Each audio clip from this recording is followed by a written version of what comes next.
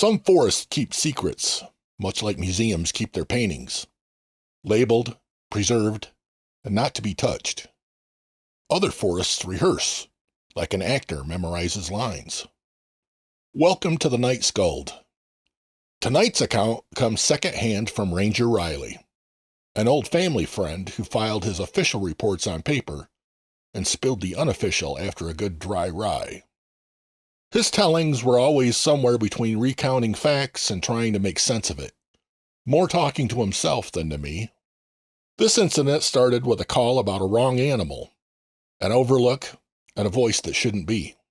If the night ever returns your own words, it's best not to take them back.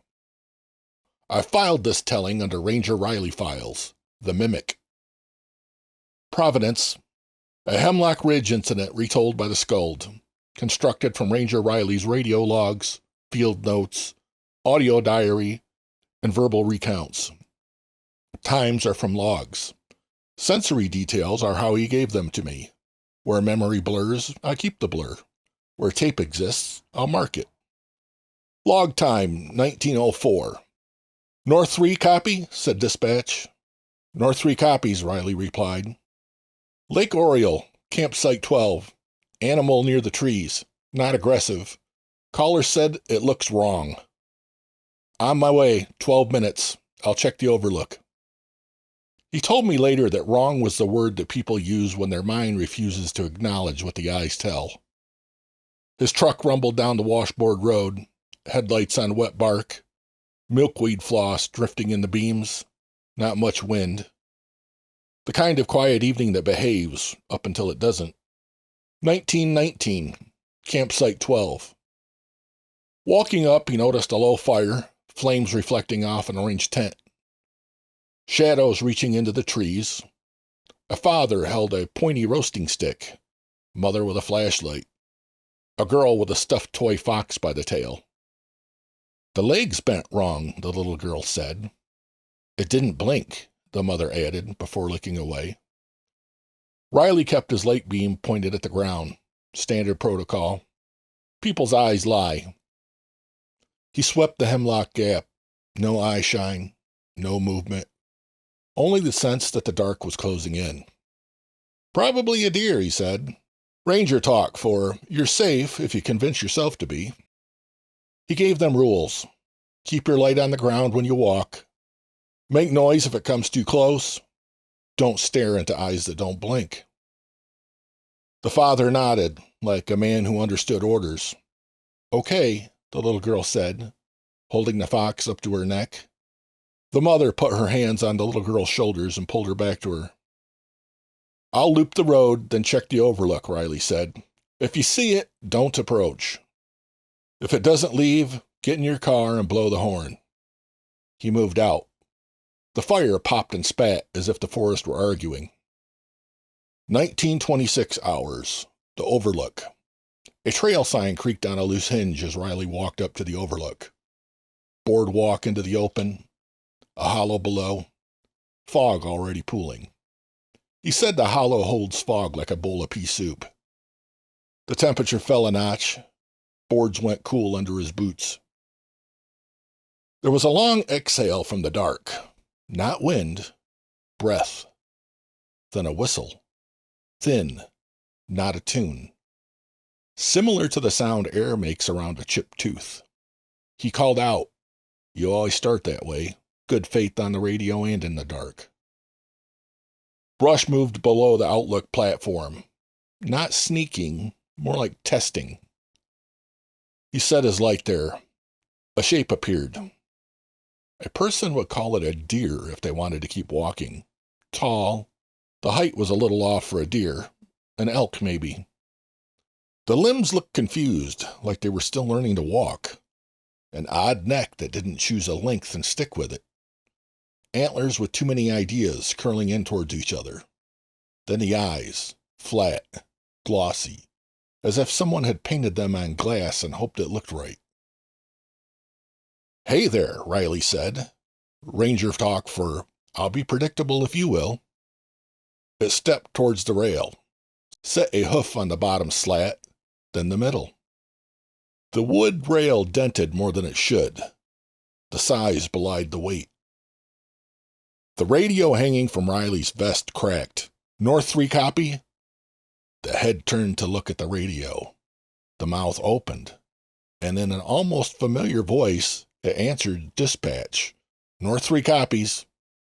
It was Riley's voice, except that it was quiet and the wrong pitch.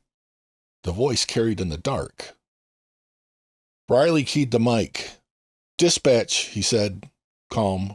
Animal at the Overlook. Might be injured. Request South 2. South 2 en route, ETA 12. The head tilted a notch too far. The neck followed late. Then it snapped into place to match the body, as if it remembered to synchronize. Then it spoke again, no breath behind it. In the mother's voice it said, it didn't blink. Riley took 2 steps backwards. He tripped. The flashlight fell from his hand. He recovered quickly, grabbed the light. The animal was gone. He didn't run, but briskly walked back towards Site 12. From the trees, the same voice again, his own. Animal at the Overlook. 1958 hours, the loop. Milkweed floss drifted the wrong way, all of it angling towards the hollow. Lights off on all the cars, stoves quiet. The family at 12 had packed up half of the site in a neat panic. The father's knuckles were white on a pot lid. Mother scanning the tree line for any movement. The girl's fox watching with her. Riley lifted a hand. He didn't say anything. Sometimes the only thing to say is, not now. He kept walking. The loop eventually takes you where you need to go if you don't argue with it. 20:03 hours, the swim beach.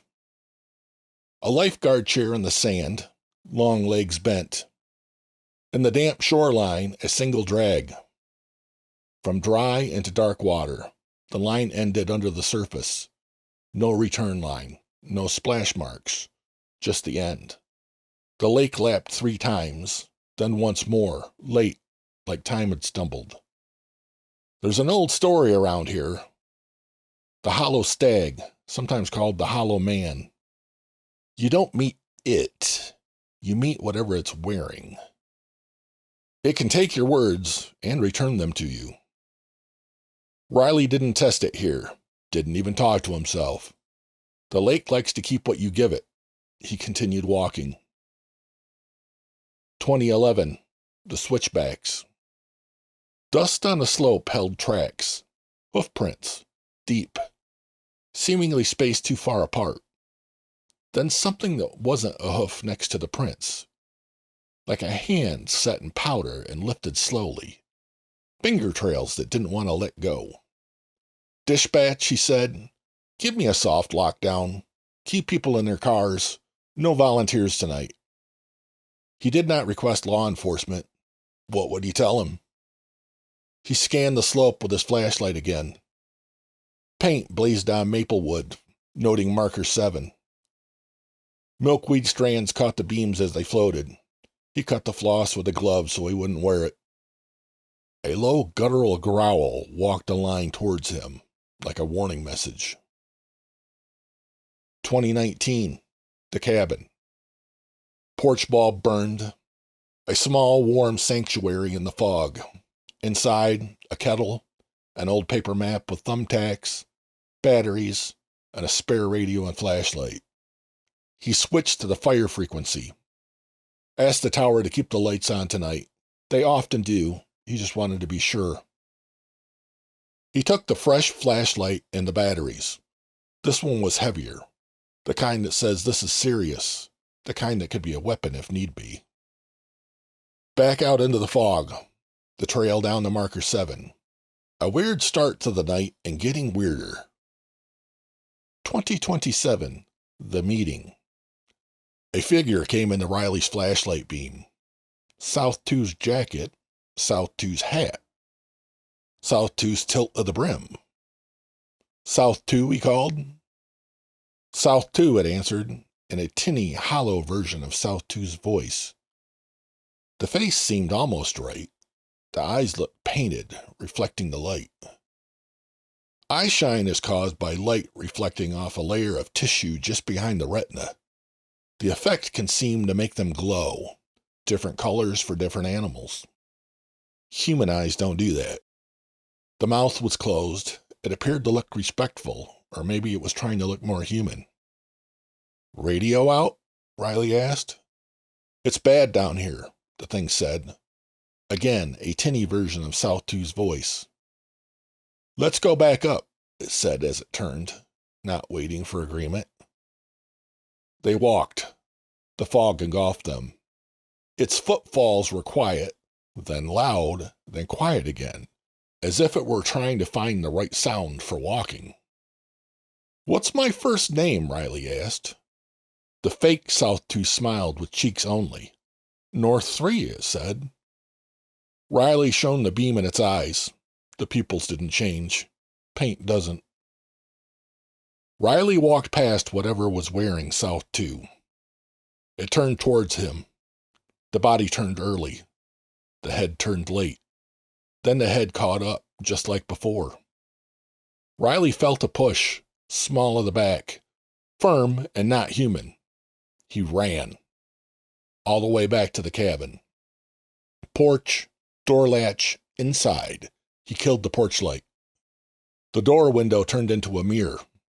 It was his face, his hat, same unblinking painted-on eyes. The porch boards creaked. The new shape couldn't hide the weight. The figure leaned towards the glass. Teeth too even to be his smiled at him. The whisper of the little girl came with no air. Okay. Riley did not answer. 2104 hours. Lockdown. North 3 status, came dispatch. Inside the cabin near marker 7, he said. Lockdown until dawn. Recalling what he had heard of the legends, he wrote rules in his notebook. In pencil, clear and legible. Do not repeat. Do not name. Do not count out loud. Do not blink. Do not whistle. He wrote them again. Once is a plan. Twice is a rule. He etched them into memory. At 0119, a sound came from between the floor and the wall, not the radio. Go ahead, it said. Soft, patient, South 2's voice. He didn't. He tried to breathe as quietly as possible. Around 0300 hours, a whippoorwill called from the hollow. Another answered off-tempo. The first replied as if correcting the second. That made Riley's neck hair rise without permission. He mentally read his rules again, not for the thing, but for himself. Dawn, 0706. People again. The fog lifted, evaporating into the morning sun. Milkweed floss gathered along the porch rail. Someone or something had been stringing it all night. He didn't touch it. He walked back down the path of marker 7. South 2 was sitting on a large tree stump next to the path, in the same spot where Riley had met him the night before. He was looking at his radio. Riley approached hesitantly. South 2 turned toward him, blinked, then smiled. Both were real. What a weird night, said South 2. Dispatch said you were up at the cabin near marker 7. I kept trying to walk up there, but the path would disappear, and the fog would get so thick that I could only come back down here to reset and get my bearings, start over again. Eventually I felt sick, uneasy. I don't know how long I've been sitting here. Riley listened, then said, well, it's morning now. Head home and get some rest. Back at Site 12, the family packed the last of their gear. The girl's fox wore a scarf made of milkweed floss. Did you find the deer? The father asked. Sort of, Riley said. Was it sick? The mother asked. Definitely. Something going on around in the local herds. He gave them an answer to their curiosity so they wouldn't wonder. As they were piling into their car, the little girl stopped and turned. It said one of your words. What word? She thought, then she said, dear, very softly, like she didn't want anyone else to hear. They drove out, gravel crunching under the tires. 1200 hours, audio tape. He pulled up the dispatch radio tape from the night before. He labeled the tape Trail 7, Overlook. He skipped through the tape, searching for anything with his call sign. He found the traffic from when he was first at the Outlook. Wind, a groan from the sign, the creak from the boardwalk. On playback, he heard North 3 copies, and his voice with the wrong pitch, immediately followed by dispatch, animal at the Overlook, just as he remembered saying. He filed the tape, marked it keep in capital letters. He didn't keep it as evidence. It was to tell himself that he hadn't imagined the entire thing. The next day, the family call.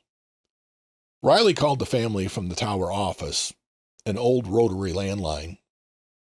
The father said that the girl had slept like a stone and has developed opinions on fox scarves, but no nightmares. She hadn't brought up the sighting. The mother asked if he was sure that it was a deer. Riley said yes. He just wanted to check on them, especially the little girl. The line between fantasy and reality is a blur to children, allowing their imagination to run wild and unchecked. At those times, they need help explaining the difference. Riley noted the conversation, then wrote in the margin, people do better if you give them an easy out to leave things behind and not look back. That afternoon, mapping. Back at the cabin, he spread a paper map. He liked pencil. Maps forgave pencils. He placed tacks at the places where wrong sightings had been reported. The swim beach, Overlook, switchbacks, the North Marsh. No pictures, no tidy shapes appeared in the tack pattern. Each location did have something in common. They were all hollows or edges of water. He wrote, the pattern favors echo sites, places where sounds seem louder than they should. 2 nights later, with South 2, 1900 hours. They went together. 2 pairs of eyes, 2 pairs of boots. Riley had shared the 5 rules. Don't repeat, don't name, don't count out loud, don't blink, don't whistle. The moon was full and bright. Air was crisp. Fog stayed in the bowl where it belonged. At marker 7, South 2 stopped, held up his hand. Hear that? Somewhere, Riley heard water flowing around rock. Then a thin tone. Not much. A bottle hum with no bottle. South 2 said, my radio made that sound the other... He didn't finish. The tone shaped into almost notes. 4 steps rising, then nothing. Don't answer, Riley said. Just don't. They continued their walk in silence. Along the way, an owl called. Another replied out of sync. The first corrected the second. South 2 frowned and shook his head. Riley didn't like it either. He didn't mention that the words go ahead echoed in his head, continually repeating. 2241, the rail test. They stopped where the boardwalk shoulders out into the hollow. The rail still showed the dent where the creature's weight had pressed against it. Riley placed a spare radio on the rail, volume low, mic off, no invitation. South 2 said nothing. The hollow made small sounds at first. Water flowing, birds chirping. A moth flittered by, chasing their light beams. Far off, a car door shut. Then the thin tone again. 4 steps up. It wanted to be a word, but couldn't. Don't, Riley said, and didn't finish the sentence. He moved his mouth without sound to get the urge out of his system. The tone shaped itself anyway. It tried the first syllable of okay, but forgot how to land it. 2246. Copy. From the brush below, a shuffle. Not sneaking, something moving. A head surfaced through the fog, tall behind the rail, wrong in most ways. Antlers arguing with themselves, oil-painted eyes. North 3, it said, and formed the words with its mouth. Riley stood silent, resolute. We aren't trading tonight. South 2's breath cut short, like a man who wanted to answer a test. The thing tried again, pitching through the voices it had borrowed. Dispatch first, then the mother, then the little girl. It wore each like a hat. Go ahead, it said in South 2's voice. Riley shook his head no, not to it, but to himself. His legs felt as if he would collapse. He looked at his boots. Hold me up, he thought silently. The hollow waited for a conversation partner, almost politely. 2249. Rule check. The radio on the rail ticked. The speaker gritted quietly, as if a word were just underneath it, trying to stand up. The thing leaned on the lower slat, the wood complaining under the weight. Name? It tried. And now it was almost Riley's again, but the pitch was off. Riley brought his hand up to signal stop. Palm flat. No breath. No whistle. The night hummed around the word it wanted. When it spoke again, it used the one he'd heard at the glass, the almost child soft as silk. Okay, it said, a question pretending to be permission. Riley nodded, almost an unspoken thank you. He let it fall between them like a dropped coin no one bends to pick up. He reached and took the radio off the rail, slow. The thing watched the object, not the man. He backed, South 2 with him. 3 steps, 5, 7, numbers only in his head, nothing said aloud. 22:55 hours, leaving the bowl. At the trail sign, the air loosened. You could hear leaves again. The forest seemed to return to normal. Behind them, the hollow tried one last time. 4 steps up, an almost word, then nothing. Not gone, but held. Riley waited until the boardwalk's last plank was behind his heel. He said the only sentence the rules allowed. Good night. To the trees, to the leaves, to the denizens who call it home. Next morning, they wrote it up in the tower office while nursing hot black coffee. Wildlife. Deer. Abnormal gait. Public advisory. Sound inversion possible near the hollows. Maintenance needs to replace the rail at the Overlook. Riley stuffed his personal notes and the cassette tape into a drawer. He paused to read the rules again. Do not repeat. Do not name. Do not count out loud. Do not blink. Do not whistle. He folded the paper and added it to the drawer. File closed. Riley told me that he never proved anything, and that was the point. Proof is a word that demands concrete answers. The tape he marked keep stays in my drawer now, along with the map and its tags. Now and then, a volunteer hears a tone on the boardwalk and hums back without meaning to. A ranger walks them out and thanks the night without words. Riley says the forest isn't a monster, it's a host. It sets out what it has and watches what you take. If the night ever returns your own words, it's best not to take them back. If it offers a word, just leave it be. Sleep well. I'm the Skald, and this has been the Night Skald. If you enjoy this sort of content, you know what to do.